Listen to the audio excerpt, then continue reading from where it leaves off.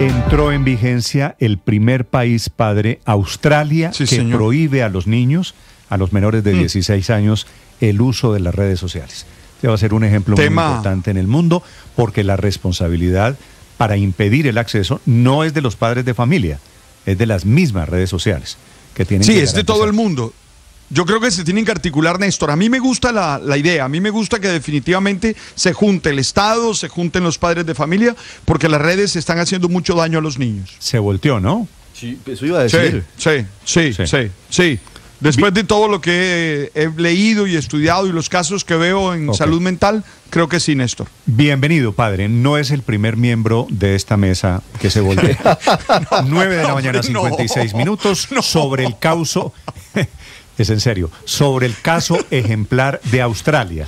Ahora yo también me volteé, a mí puede sumarme a los volteados, porque yo también me oponía a eso, pero pues sí, he oído los argumentos y veo las cosas que pasan. Me alegra. Y está claro que, las redes sociales tienen que tener cuidado respecto de quién accede y cómo accede y en qué condiciones. Lo que era una revolución sin límites, las revoluciones siempre tienen unos límites. Y eso es de lo que se están dando cuenta primero en Australia. 9:57 minutos desde Londres. Silvia Carrasco. Néstor, es impresionante lo que ha hecho Australia y está todo el mundo mirándolo desde muy cerca, sobre todo en los países angloparlantes donde, imagínate, la televisión abierta ha estado absolutamente restringida, o sea, todos los programas infantiles tienen que pasar por un organismo regulador, no puede haber avisos publicitarios en los programas infantiles, por ejemplo, ese es un hecho extendido en toda Europa y en cambio las redes sociales eran la libertad total, y así que esta prohibición para las redes sociales para los menores de 16 años que empezó a regir ahora está siendo seguida por todo el mundo, pero fundamentalmente por la preocupación por el daño que estas redes están causando en las mentes más jóvenes. El debate allí en Australia ha sido intenso y los argumentos han sido discutidos en los medios y también en las redes y por lo tanto los niños ya lo saben. Mira, aquí hay una chica, Sofía, que es una niña australiana de 14 años y así expresa cómo ve ella la situación. I understand that it will probably have a positive impact in the future. It will definitely adapt the way our brains think. So, yes, I'm a little bit annoyed, but we'll get over it. Dice, entiendo que probablemente tendrá un impacto positivo en el futuro, sin duda que se va a adaptar la forma en que nuestro cerebro piensa, así que dice que sí, que está molesta, que está cabreada, pero que lo van a superar. El primer ministro australiano, Anthony Albanese, trató de dar la cara positiva y cuando se lanzó la prohibición, trató de hacerle recomendaciones a los jóvenes, que me parece que les va a sonar a lo que ustedes le dicen a los más jóvenes en su familia. Start a new sport, learn a new instrument, or read that book that has been sitting there on your shelf for some time. And importantly, spend quality time with your friends and your family. Face to face. Empieza un nuevo deporte, dice, aprende a tocar un nuevo instrumento o lee ese libro que lleva tiempo en la estantería y lo más importante, pasa tiempo de calidad con tus amigos y con familiares cara a cara. Lo que todos nos preguntamos es cómo funciona esta prohibición, porque en esencia la prohibición se aplica a una lista de 10 plataformas entre las que están los shorts de YouTube, Reddit, X, Instagram, Facebook, Snatch o Twitch. Y todas ellas básicamente tienen que tomar medidas para comprobar que sus usuarios no sean menores de 16 años. Y si no lo hacen, enfrentan multas cuantiosas. O sea, por cada vez que reciban una multa será el equivalente a $33 millones americanos. ¿Qué están haciendo, por ejemplo, en este minuto? Ya no basta con meter los datos del nombre. Por ejemplo, hoy, si uno se mete en sus redes sociales, no tienes que entrar a cada rato, sino que entras una vez y ya nunca más tienes que meter el password. Ahora hay que meterlo cada vez, pero además te toma una fotografía. Tienes que mirar a la izquierda, mirar a la derecha y entonces decide por inteligencia artificial, el reconocimiento facial, a ver si tienes o no más de 16 años, Néstor. Actualizamos las noticias en Mañanas Blue.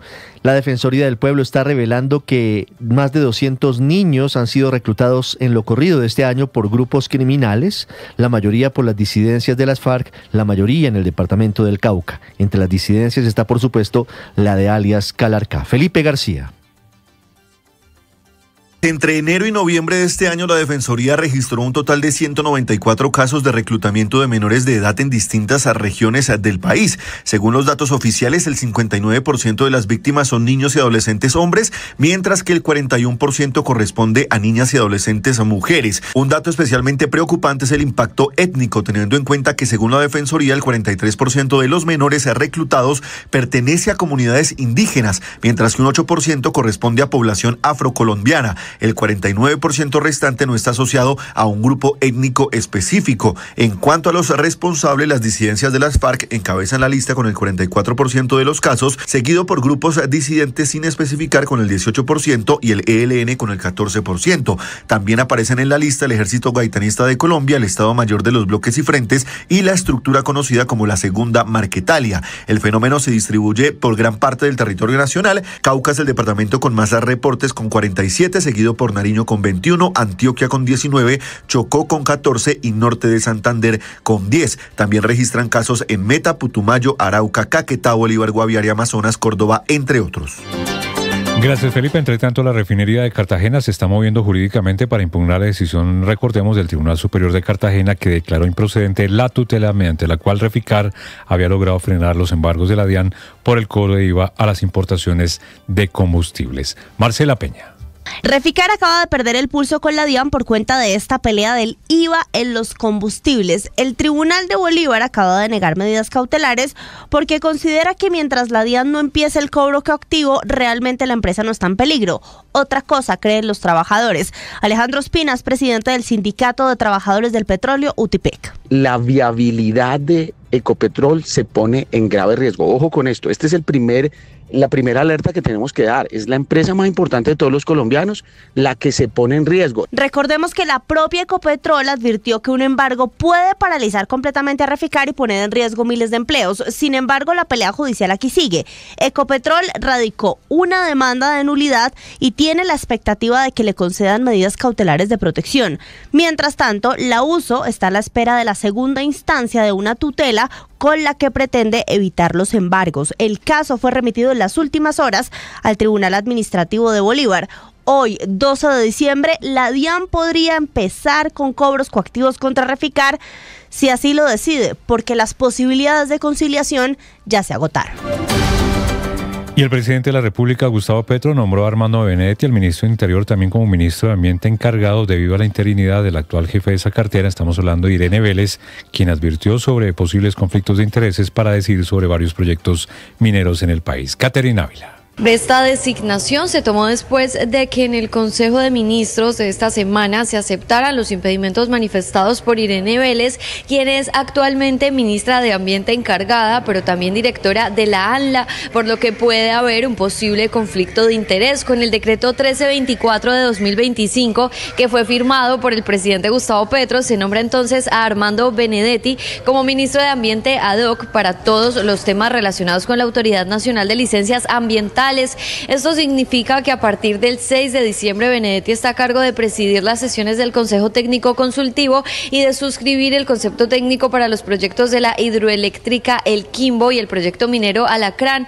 Además, decidirá sobre los impedimentos y recusaciones respecto a la directora de la ANLA. Cabe mencionar que sus tareas solo girarán en torno a esta entidad.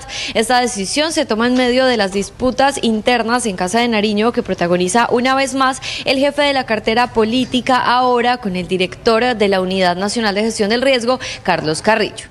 10 de la mañana, 27 minutos. Iniciamos con noticias de nuestras regiones. Una difícil situación de orden público se vio en las últimas horas en la frontera con Venezuela, en el puente internacional Simón Bolívar, por un ataque de hombres armados contra un grupo de policías que realizaban operativos contra el contrabando. El reporte con Richard Quiñones. En inmediaciones del puente internacional Simón Bolívar, que une a Villa del Rosario con San Antonio del Táchira, se desarrolló un operativo de control e incautación liderado por la Policía Fiscal y Aduanera, cuando de pronto fueron atacados por disparos provenientes desde las trochas, zonas irregulares que conectan a ambos países y son utilizadas por grupos armados y contrabandistas para cruzar mercancías y personas. El fuego inesperado obligó la actuación del Ejército Nacional en la zona. El sonido de las ráfagas desató momentos de pánico entre los residentes y viajeros, mientras vehículos se detenían y los transeúntes buscaban refugio ante la incertidumbre de lo que estaba ocurriendo. Ante el peligro, las autoridades redujeron el flujo vehicular entre Colombia y Venezuela y cerraron temporalmente el acceso más cercano al puente, mientras los equipos especializados y unidades militares acordonaron aún más este área. La frontera ya de por sí es sensible en tensiones recientes y cierres temporales en esos puentes internacionales quedó bajo estricta vigilancia con objetivo de restablecer la seguridad y evitar nuevos hechos de violencia en esa arteria clave en el comercio y en la movilidad binacional. Recordemos que en los últimos días, Néstor, le hemos contado a los oyentes que en esta zona de frontera, especialmente en ese puente, se aumentó la vigilancia del Ejército Nacional. 4 tanquetas blindadas están constantemente y más de 40 uniformados están desplegados a lo largo y ancho de este punto limítrofe debido al riesgo que existe ante la presencia del ELN y bandas transnacionales. Y vamos ahora al departamento del Huila, porque allí las autoridades aumentaron el pie de fuerza para enfrentar a grupos ilegales como las disidencias de las FARC. Julio Díaz. A raíces de la reciente incursión armada de las disidencias de las FARC contra la estación de policías del municipio de Tesalia, el desplazamiento forzado de familias campesinas y el reclutamiento de menores de edad, las autoridades anunciaron que se aumenta el pie de fuerza en el Huila con más controles del ejército en las vías y sobrevuelos por parte de la Fuerza Aeroespacial Colombiana. El secretario de Gobierno del Huila, Juan Carlos Casallas, señaló que la región occidente del departamento ha sido la más golpeada por los hechos de orden público, donde hace presencia el bloque central Isaías Pardo de las disidencias de las FARC y corredor estratégico para el narcotráfico. Se establecieron unos compromisos muy importantes para anticipar, prevenir y reaccionar ante posibles tomas de hostigamientos a estaciones de policía por parte de grupos armados organizados residuales y frente a otros hechos que amenacen no solamente a la fuerza pública, sino también a la población civil. Asimismo, la 9ª Brigada del Ejército ha fortalecido la seguridad en los cascos urbanos de los municipios del Huila para evitar acciones delictivas como la extorsión durante la temporada de fin de año.